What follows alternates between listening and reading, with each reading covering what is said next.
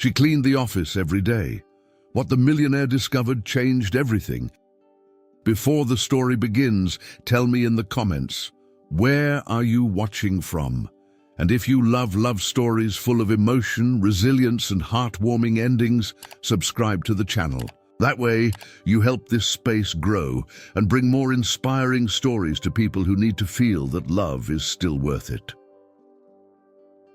The sound of the mop sliding slowly over the marble floor was almost like a lonely whisper in the silence of the early morning. Emily Dawson, 27 years old, bent over, focused on leaving no streaks, was finishing up cleaning the main lobby of the 37th floor of the imposing Bradford Tech, a glass tower slicing through Chicago's gray sky. She wore a simple navy blue uniform with the name Emily embroidered in white over her left chest. Her medium brown, straight hair was tied up in a tight bun, and a few strands had already come loose with the sweat built up after hours of work. Her light green eyes, though tired, still held a quiet spark, the kind of spark from someone who still holds on to hope despite everything. That night, like every other, she entered through the service door at 9 p.m. and wouldn't leave until after 5 a.m. She was invisible to the suited executives walking those halls during the day, invisible even to the system, but she didn't complain. She had a 6-year-old daughter at home, Lily, and food on the table depended on every clean floor and every emptied trash can. As she scrubbed a stubborn stain near the reception desk, Emily murmured softly to herself, "Come on, Emily, just one more day. Just one more day for her." She took a deep breath, looked at the watch on her thin wrist, cracked from bleach. 2:47 a.m. She still had 2 more floors to clean before finishing. She grabbed the cleaning cart and headed toward the executive hallway, the only one she entered more cautiously. That's where the office of Nicholas Bradford III was, the company's CEO, heir to the tech fortune that had transformed the city. Emily had never seen him in person. She only knew he was rich, powerful, and according to whispers from the security team, cold as the marble beneath her feet. The hallway was silent, with motion sensor lights that turned on as she passed. At the end, a mirrored glass door with golden letters displayed the name she recognized from the news. N. Bradford III, Chairman and CEO. She took a deep breath and went in. The room was huge, almost like a minimalist art gallery, black and white furniture, an entire glass wall overlooking Lake Michigan, and in the center, a gleaming dark wood desk with a laptop still on. She never touched anything in there out of respect and fear of losing her job. As she carefully wiped down the surfaces, something under the desk caught her eye. A brown envelope, fallen, open, with the corner of a colored paper sticking out. On impulse, she bent down to pick it up and froze. It was a child's drawing, a smiling sun, a crooked house, and in the corner written in big, uneven letters, "To the strongest mom in the world. I love you, Lily." Emily swallowed hard. That was the drawing she had put inside her notebook, but it had gone missing 2 nights ago. She had searched for it in vain. She was sure she'd accidentally thrown it away. But the envelope? Why? Was it there? On the CEO's desk? She quickly took it back, her heart racing, and tucked it away in silence. She didn't tell anyone. But that night, for the first time, Emily had the strange feeling that someone had seen her, someone who shouldn't have noticed she existed. The building lights turned on as Emily passed one by one, revealing the almost cruel gleam of Bradford Tech's spotless hallways. The marble floor reflected not just her tired reflection, but also the loneliness of a routine that left no room for mistakes. Her simple shoes made a muffled, rhythmic sound as she pushed the cleaning cart. Every bottle, cloth and brush in its proper place, every movement precise. That night felt like all the others, but something was different. Ever since she found Lily's drawing inside that envelope in the CEO's office, Emily felt as if she was being watched by a gaze she didn't yet know, a gaze that pierced through her quiet invisibility. As she cleaned the 36th floor hallway, where the main director's offices were, her eyes stopped at one of the frosted glass doors. On each, on a name in chrome letters: David Kaplan, CFO, Alison Reeve, Legal Department, Tyler Cho, Innovations. But what caught her attention most was the cold emptiness those names carried. They were all faces she barely saw, and that never really saw her. With a damp cloth in hand, she stopped in front of the last door. Nicholas J. Bradford III, CEO. The letters reflected the light as if they were made of ice. Emily had entered that room many times, always after everyone had left, always with silent steps, never touching anything but the floor. But ever since that night with the envelope, the room seemed to carry a different weight. She hesitated, looked through the glass door, seeing the outline of the room partially lit by the city lights streaming in through the windows.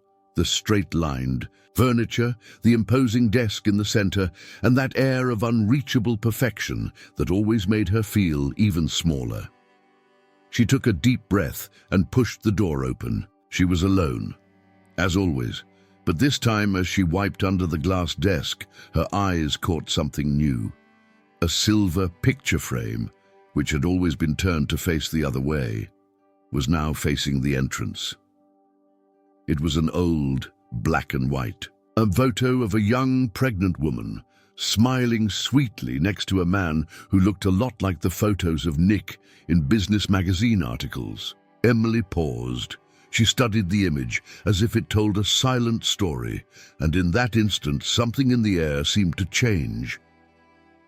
On the other side of the city, in his quiet penthouse, Nicholas Bradford III couldn't sleep. His grey eyes stared at the dark ceiling, but his mind kept going back to the envelope he had placed in his suit pocket that morning, an envelope with a child's drawing that had caught him off guard. Emily Dawson, he murmured to himself, as if the name had come out of nowhere. He didn't know who she really was. But something in that child's handwriting, in that phrase, "strongest mom in the world," echoed in his mind. The next day, he made an unusual decision.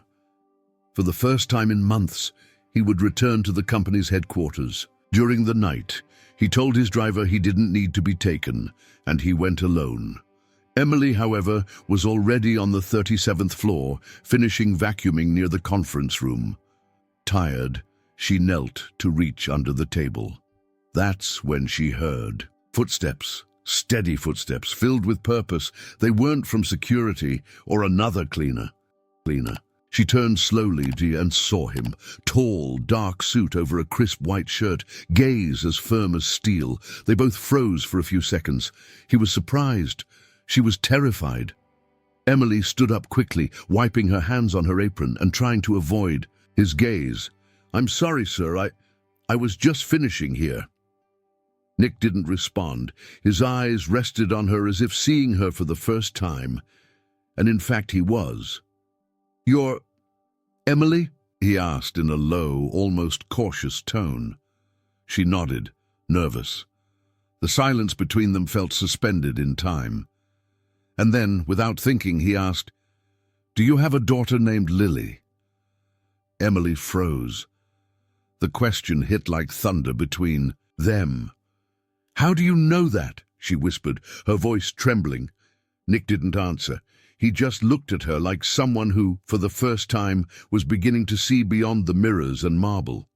And in that moment, Emily understood. Something was about to change, and there was no turning back. Emily's breath caught in her chest. Her daughter's name coming from the CEO's lips felt impossible. For a moment she thought she might be dreaming. But the look on Nicholas Bradford III's face, firm and yet filled with confusion, said otherwise.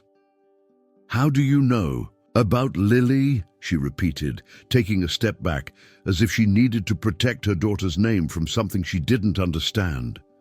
Nick saw the fear on her face and softened his tone. "I found a notebook in the executive floor conference room. I thought it belonged to an employee, and when I saw the drawing, He paused, as if still processing what he had felt in that moment. I couldn't just ignore it. Emily brought a hand to her chest. The notebook. Her old notebook. It had gone missing the previous week.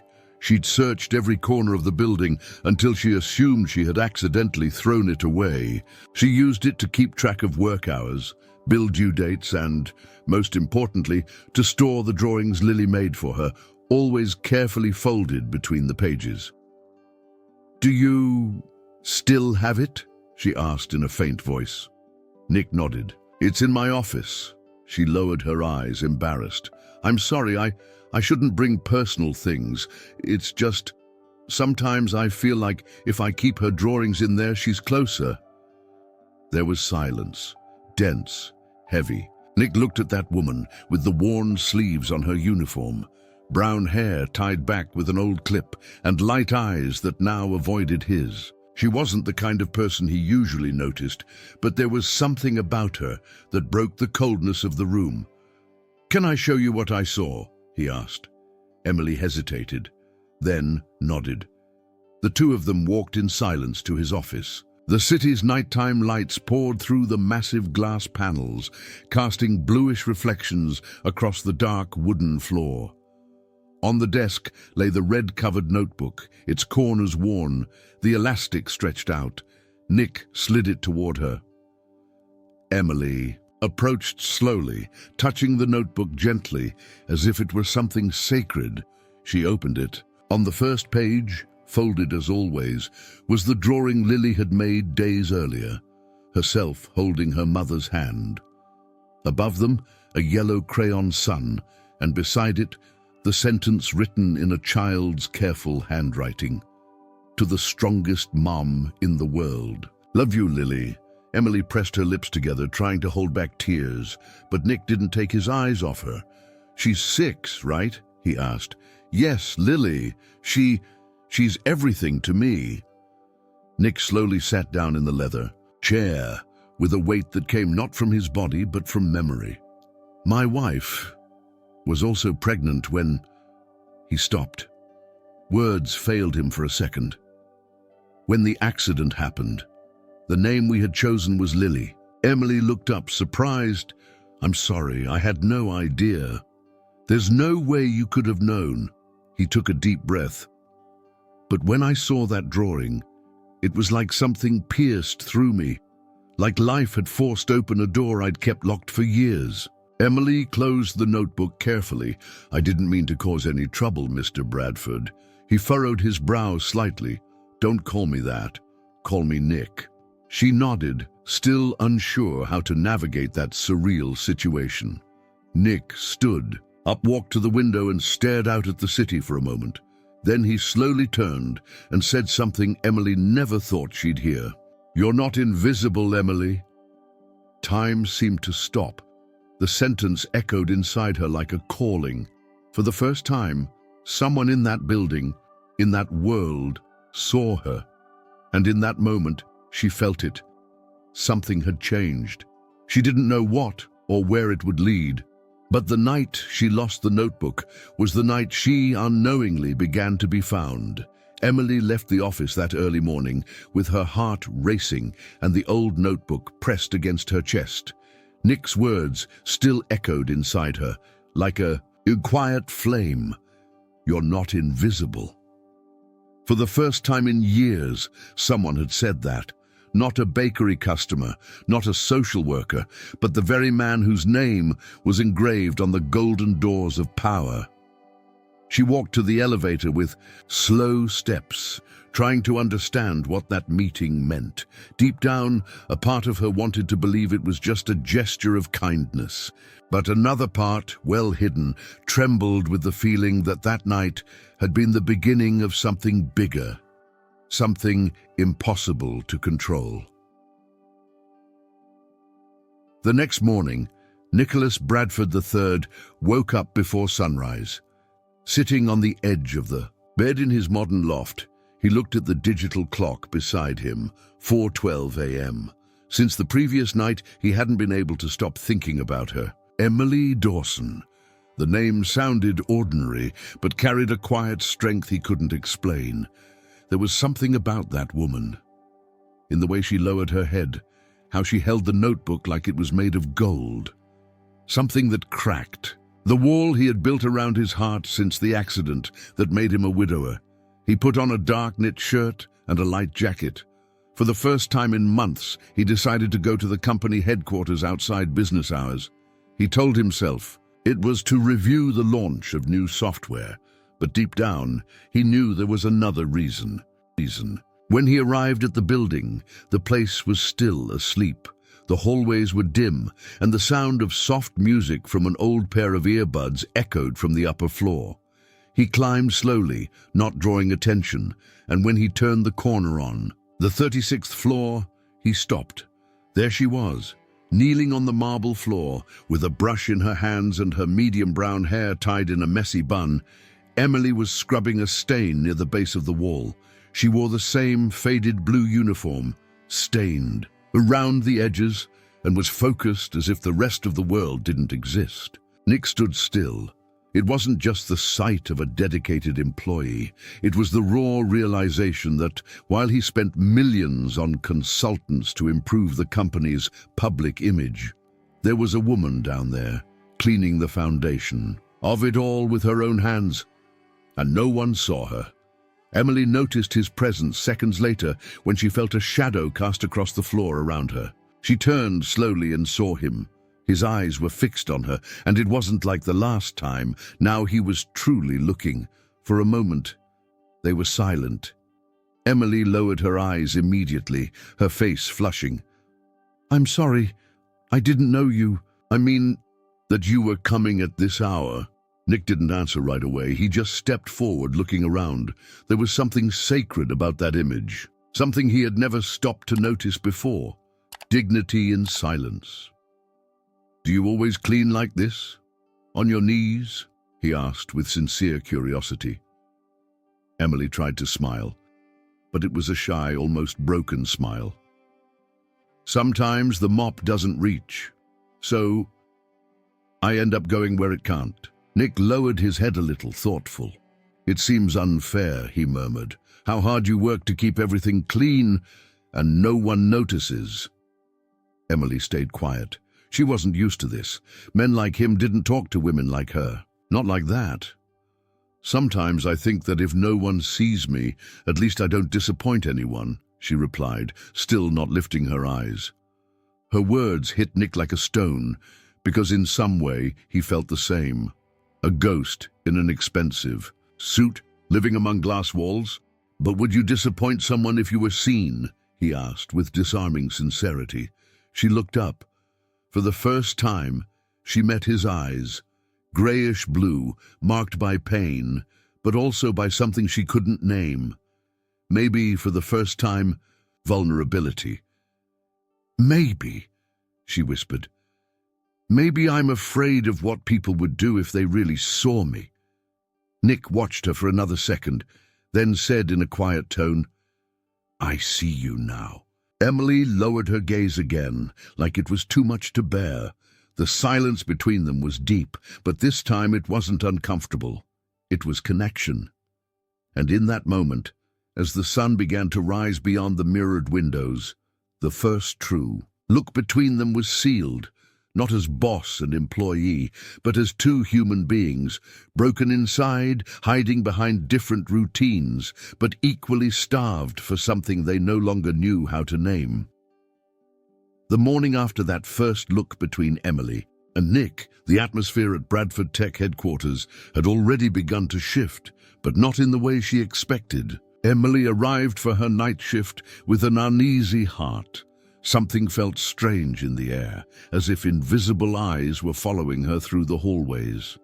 Even among her cleaning crew colleagues, the mood seemed colder, like a quiet current had changed direction without warning. On the other side of the building, high on the 38th floor, Nick Bradford III sat in front of his computer screen in his dark office. The lights were off. Only the bluish glow from the monitor lit his face. He was looking at reports, but couldn't focus. The image of Emily kneeling, scrubbing the floor with her bare hands, wouldn't leave his mind. He picked up the internal phone and calmly dialed. The voice of HR Director Douglas Hartman answered with his usual formality. "Mr. Bradford, good morning." "Doug, I need a discreet favor. There's a cleaning employee. Her name is Emily Dawson.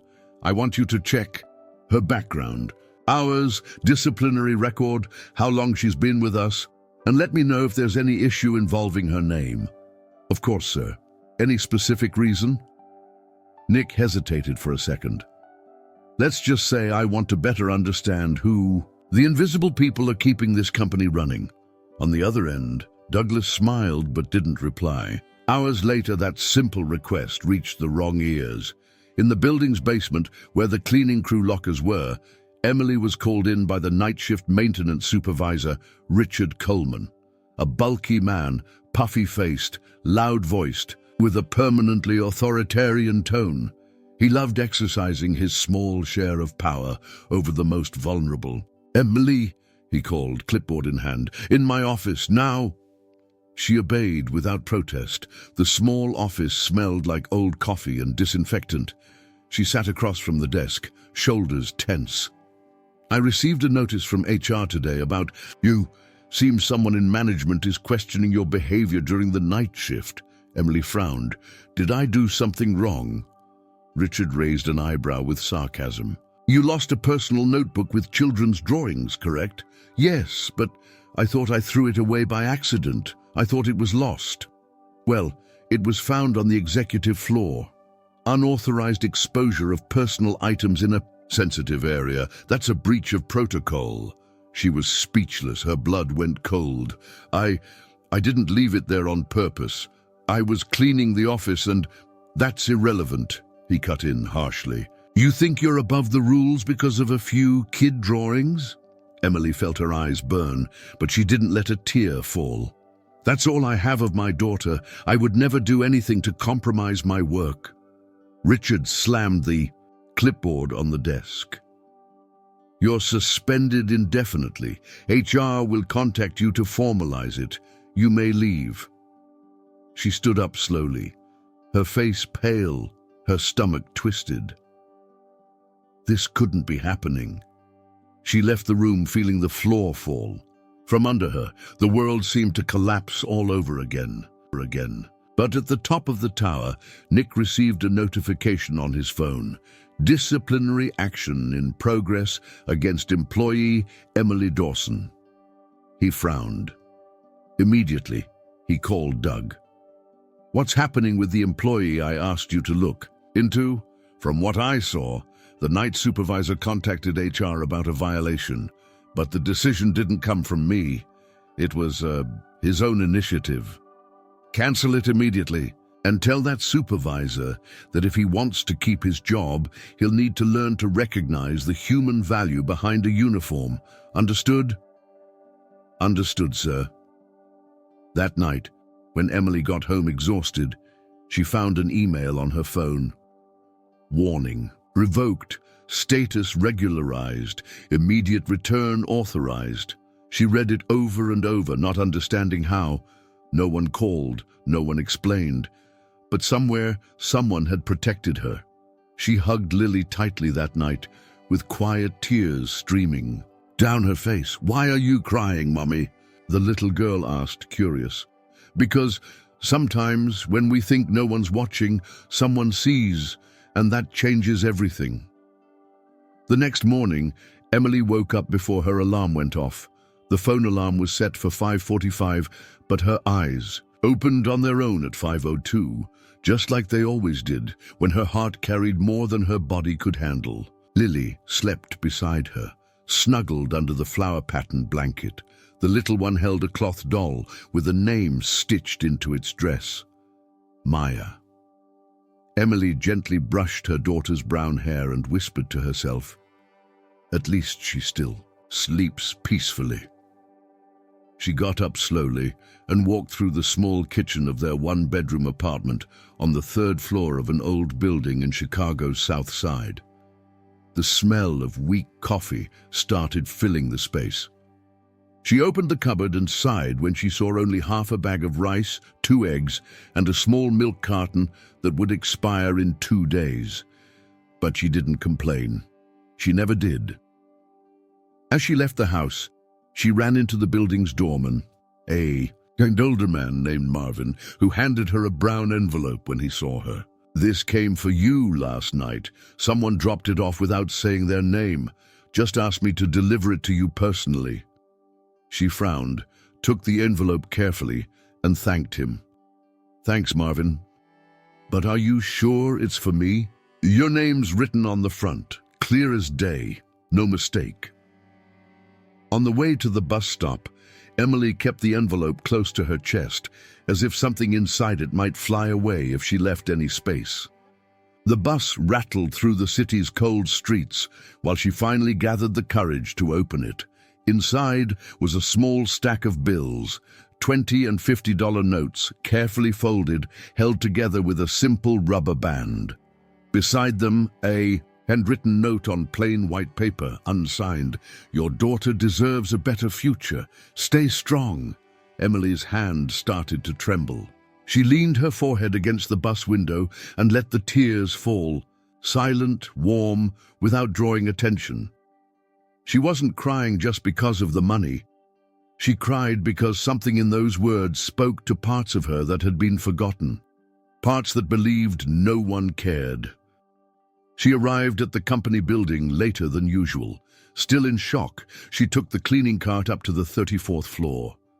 She moved slowly, her mind full of thoughts. In the inner pocket of her coat, the envelope stayed tucked away like a sacred secret. During her break, she sat alone in the maintenance staff break room. No one there knew what was going on inside her. But in silence, her thoughts drifted to the only face that had broken the cold pattern of her routine in recent days. Nick Bradford. Could it have been? She whispered to herself. She thought about the way he looked at her that night, the way he knew about Lily, and, most of all, the sudden reversal of her unfair suspension. It all pointed to him. But why? What kind of man with millions in the bank would care about a cleaning lady and her daughter? Emily shook her head, trying to push the idea away.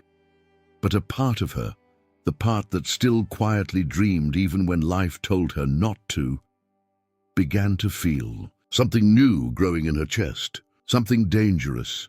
Hope. That night, when she got home, she scrambled 2 eggs and shared them with Lily. They sat at the makeshift table covered with an embroidered cloth made by the grandmother who had already passed. While her daughter ate, distractedly, Emily watched her with teary eyes. In her mind, she repeated the words from the note like a mantra. Stay strong. And she would. For Lily. For herself. And now, maybe, for someone who, even in silence, had started to see more than anyone else ever had. The next morning, the Chicago sky was heavy, covered with thick clouds like a lead blanket. The forecast called for storms, and shortly after lunch, the first drops began to fall hard. Emily rushed out of the side job she had picked up at a local cafe, a desperate attempt to scrape together enough for rent, and ran toward her old car parked 2 blocks away. It was a light grey sedan with manual windows, cracked taillights, and faded paint. Emily climbed in, panting, wiping her face with her sleeve. She tried to start the engine. Once, twice, nothing. The motor only coughed and went silent. No, please, not now. She tried again and again, but the car stayed still, as if the universe were testing her patience. She lightly hit the steering wheel, trembling. She was late to pick up Lily from school. Minutes later, with a broken umbrella and soaked shoes, Emily ran down the sidewalk, her heart racing. She reached the school gate, now almost empty. Little Lily sat on a bench under the entrance awning, hugging her pink backpack with her hood pulled up. When she saw her mother, she smiled with relief. "Mommy!" Emily knelt on the wet ground and wrapped her arms around her, trying to hide the panic on her face. I'm so sorry, my love. The car, it wouldn't start. Lily shrugged with the innocence of someone who still didn't understand the limits of adult life. It's okay. I knew you'd come. They were about to walk to the nearest subway station when a shiny black SUV with tinted windows pulled up slowly next to the sidewalk. Emily felt a chill down her spine. The driver's window rolled down, and there he was, Nicholas Bradford, but not how she usually saw him. No suit, no tie. He wore a dark jacket, grey sweater and jeans. His hair was slightly tousled, and his expression held a mix of surprise and concern. Emily. She froze. It took a second to respond. Mr. Bradford? Nick. Call me Nick. She looked around, embarrassed. The rain was still coming, down hard. The cold wind was already making Lily shiver. Need a ride? I can take you both home. Emily hesitated. Her instinct told her to say no. Pride, fear, doubt. But her daughter looked up at her with pleading eyes, and her little hands had started to tremble. She took a deep breath. Okay. Thank you. Thank you. Nick got out of the car with a large umbrella and ran over to them. He shielded Lily first, then offered a hand to Emily, who hesitated for a moment before accepting. They got into the car, and the warm air brought instant relief. For the first few minutes, the silence was almost awkward. Emily stared out the window, tense. Lily, in the back seat, looked around with curiosity. This car smells really nice, the girl said, her nose up. And it has lights on the ceiling. It's like a movie, Nick smiled. I'm glad you like it. Are you the driver? She asked innocently. Emily turned quickly, startled, but before she could say anything, Nick answered lightly, Today, maybe I am. Lily giggled. You're a handsome driver, a handsome uncle. Emily covered her face, not knowing where to hide her embarrassment. Nick let out a short laugh, his first in a long time. That's a new one for me. I've heard a lot of things, but being called a handsome uncle is a first. Lily smiled, and Emily tried to hide her own, biting her lip. The car rolled along the wet streets until Nick asked, glancing discreetly in the rearview mirror, How many shifts do you work a week? She took a breath. 6, sometimes 7 if I find something on Sundays. And you take care of Lily on your own? Emily nodded. Since the day she was born. Silence returned, but now it was different, full of silent admiration. When they arrived at the modest building where Emily lived, she thanked him with a polite nod. Thank you for today. I don't know what I would have done without it. You would have figured it out, he said firmly, but I'm glad our paths crossed. Before leaving, Lily looked back once more and said with a grin, Bye, handsome uncle. Nick waved, and as the two of them climbed the steps to the entrance, he remained there inside the car, watching through the window. For the first time in years, he didn't want to drive away. And in that moment, he understood what had started as curiosity was becoming something far more dangerous, something he couldn't control with logic, contracts, or reason. He was starting to care. Nick didn't sleep that night. Lying in the spacious bed of his loft, surrounded by silence and cold concrete walls. He couldn't get the image out of his head, Emily and little Lily climbing the wet steps of that old building. There was something in that scene he couldn't explain, something that hit a place inside him he thought was sealed forever. Lily's smile, the way she called him handsome uncle. Emily's quiet strength, even through her shame. None of it was ordinary, and the name, Lily, the same name he and his wife had chosen years ago. Nick got out of bed before sunrise, drank strong coffee, and sat in front of his computer, brow furrowed. He tried to resist the urge, but gave in. He opened a browser and typed Emily Dawson, Chicago. The first results were irrelevant. But then, after a few clicks, he found something that made him lean closer to the screen, a small archived article in a local 2015 newspaper. The headline, Young Prospect gives up full scholarship to care for sick father. In the black and white photo, a younger Emily, with the same sad eyes she had now, held a certificate from Illinois State University. She had been accepted into the architecture program with a full ride. The article mentioned her father had been diagnosed with a degenerative illness, and with no close family, Emily gave up her dream to care for him until the end. Nick kept reading. He found records of temp jobs, address changes, and finally, a small birth announcement in a community bulletin. Lily Dawson born, daughter of Emily Dawson. Mother and child are well. No mention of the child's father. He sat motionless in front of the screen. Something tightened inside him. An old knot, long forgotten, that now started to ache again. He thought of his wife, Catherine. He thought of the night of the accident, the ultrasound she had in her bag, the name written in blue ink, Lily Bradford. He stood abruptly. He needed air. He walked to the glass window overlooking the city center and stared at the lights glowing below. A million lives, a million stories, and one single coincidence that now felt like a sentence. She gave her the same name, he murmured to himself. Lily. For a moment he felt anger. Anger at not seeing it sooner. At feeling something he shouldn't. At getting involved. Later that afternoon he called Marcus, his personal assistant, and requested a more complete but discreet background check. I don't want her to know, or the staff. I just want to understand who we're dealing with. Marcus didn't question him. Hours later he returned with an informal report. Emily was 27, lived in a modest building on the south side, single, mother, worked 2 jobs, no criminal record, no professional complaints, just silence, quiet struggles, a life that had never made noise. Nick ended the call and stayed there, holding his phone motionless.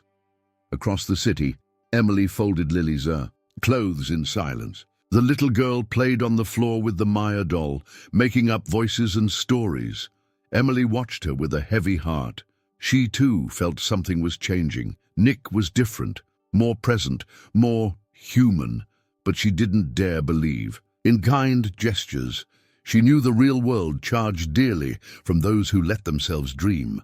And even without knowing she was being investigated, part of her already suspected someone like him didn't get close to someone like her without a hidden reason.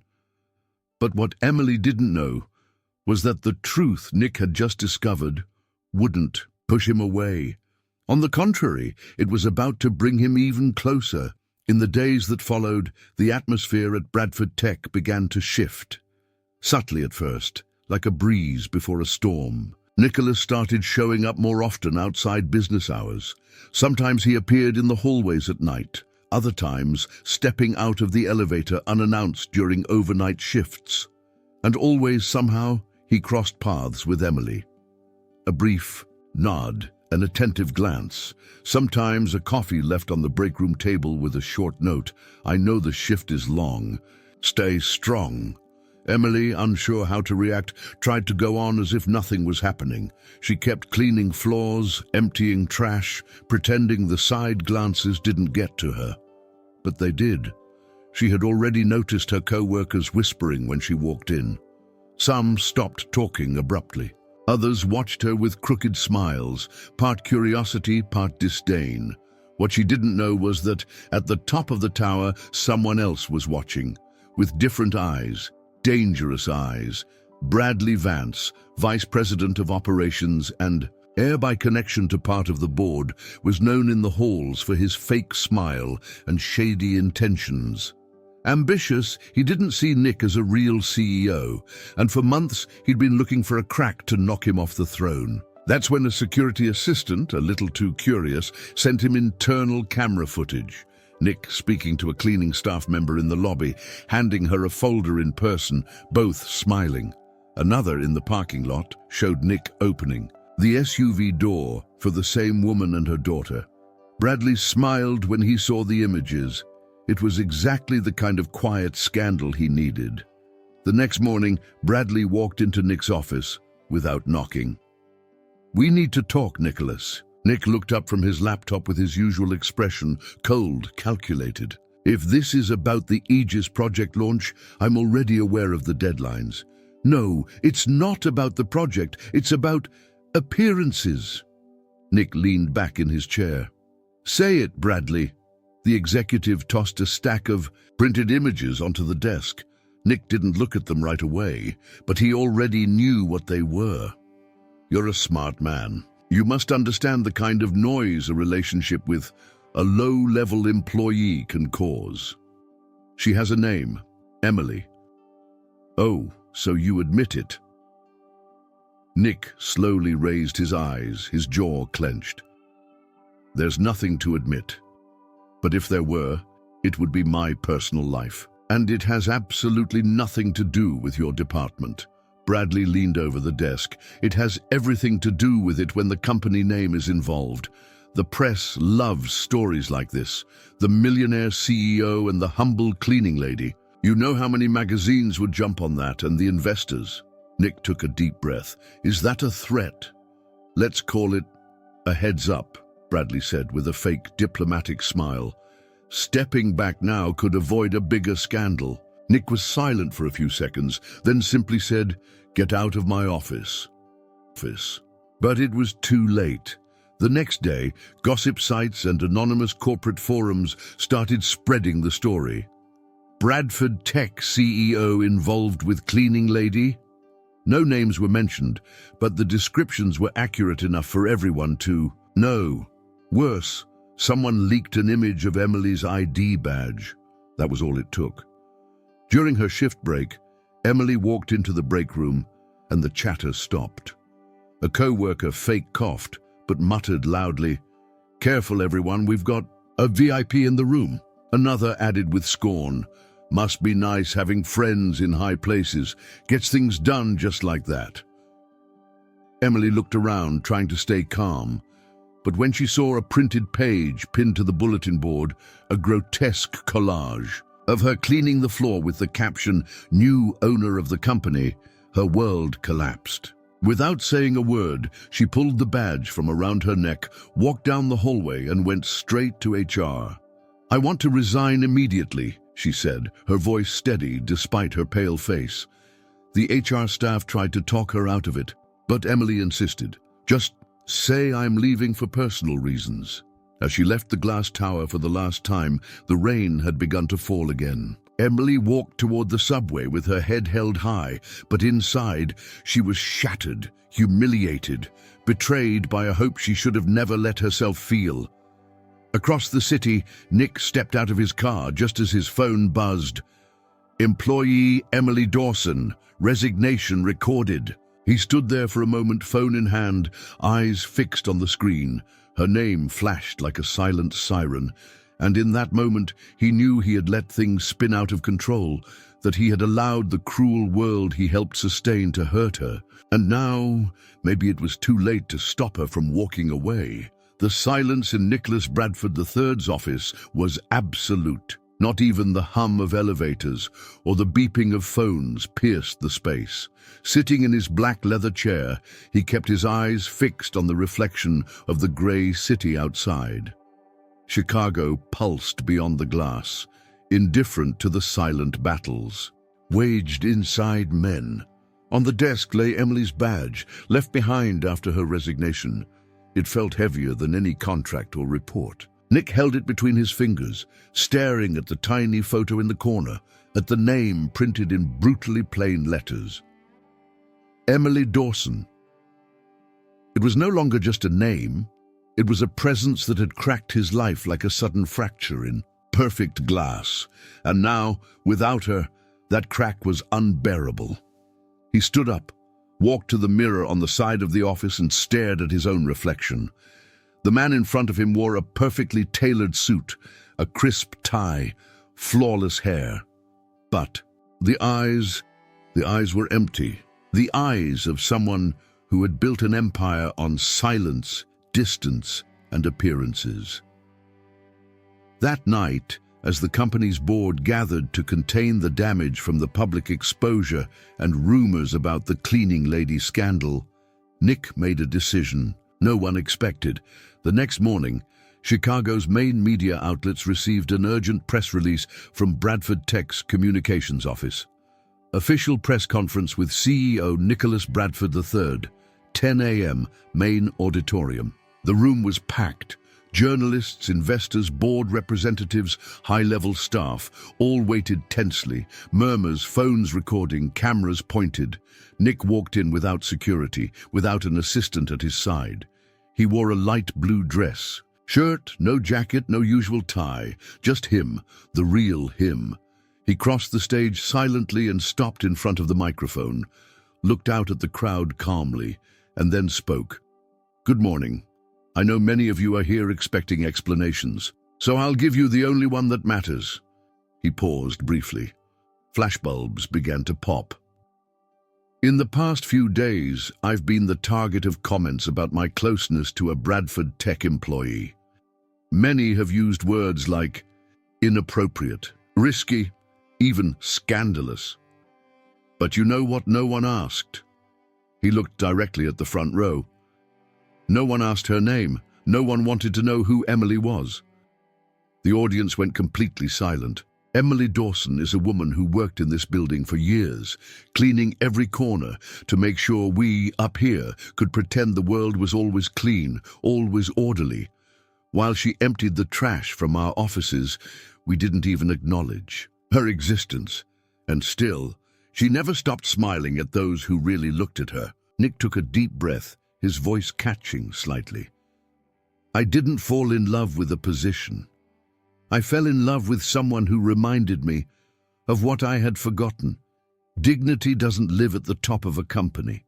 It lives in silent gestures, in invisible sacrifices, in the courage to be who you are without expecting applause." The journalists exchanged glances. Some already had tears in their eyes. "That's why today, I'm not here to deny anything. I'm here to say that yes, I care about her, and I care so much that I need to do something I've never done before." He looked toward the board members seated at the back of the hall. "I'm stepping down temporarily from my role as CEO of Bradford Tech. I need to relearn how to be a man before I can keep being a leader." A murmur swept through the room, but Nick continued. "I'll be gone for the next few months. Not because of a scandal, but by choice. For the first time, a choice of my own. Because if there's one thing this company has taught me, it's that structures matter, but without humanity, they collapse." Then he looked into the cameras with steady eyes. "And if anyone asks where I've gone, just say I went to find the part of me I forgot. Beside a real woman, a real story." The press conference ended in shock. The journalists stood up, still processing what they had just heard. Emily's name began to circulate on social media, no longer as a hallway joke, but as the symbol of something greater, a chance at redemption. Emily, meanwhile, watched everything on the small screen of the old TV in her living room. Lily was asleep on the couch beside her. As she saw Nick saying those words, she pressed her lips tightly together. "Why did you do this?" she murmured to his image on the screen. "For me? Or for yourself?" But even without answers, a tear rolled down her cheek. It wasn't sadness. It was something she hadn't felt in a long time. Recognition. 2 years had passed since the press conference that shook Bradford Tech and surprised the city of Chicago. Much had changed since then, but what truly mattered, what was invisible to the eyes of the world, had blossomed in silence. Nicholas Bradford III traded his downtown penthouse for a one-story wooden house with a white porch and a simple garden on a quiet street in Oak Park. The neighbors only knew him as Nick. Some knew he had once been someone important, but no one asked, and he never felt the need to explain. Emily now spent her days caring for Lily, attending the architecture program she had finally resumed, and drawing freehand on sunny afternoons on the porch. Her face was calmer, The dark circles from sleepless nights still existed, but now they were from studying and projects, not from fear of unpaid bills. Nick, in turn, had declined offers to return to his position. Instead, he began giving talks at universities and community forums, speaking about empathetic leadership, invisible inequality, and the importance of seeing beyond titles. Every time he mentioned Emily in his speeches, without ever saying her name, his voice would lose a bit of its usual steadiness, like someone still moved by what he almost lost.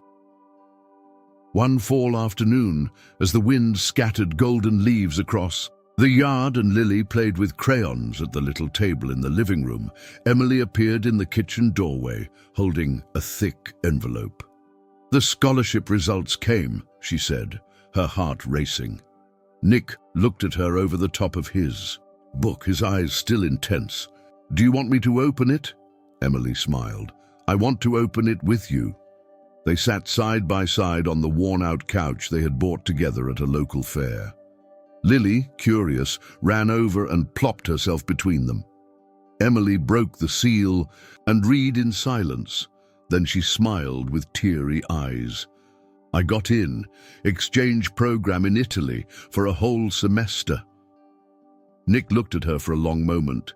Then he took her face in both hands. "You deserve this more than anyone I've ever known." "And you? And Lily?" she asked, her voice trembling. "We'll go with you. It doesn't matter where. What matters is that we're together." Emily rested her forehead against his, the two of them laughing through quiet tears as they whispered to each other. 8-year-old Lily focused on her drawing. She used blue crayons for the sky and yellow for the sun. She drew 3 little stick figures holding hands, a woman in a simple dress, a bearded man, and a girl with braids.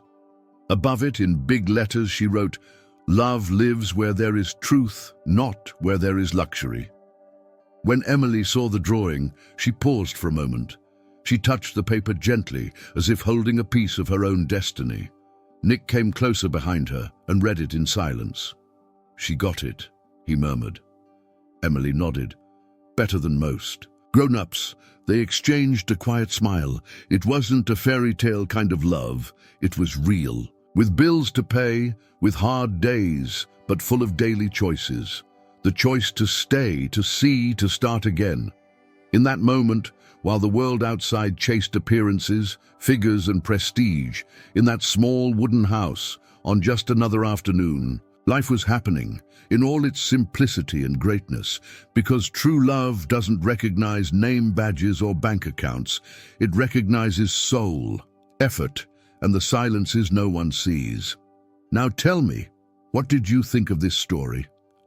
Leave your score from 0 to 10 in the comments. I'd love to know how much it touched you. If you enjoyed it, don't forget to like the video, share it with someone special, and subscribe to the channel. That really helps me keep bringing real, deep, and transformative stories like this one. And before you go, I've picked another emotional story that I'm sure will touch you even more. I'll see you there.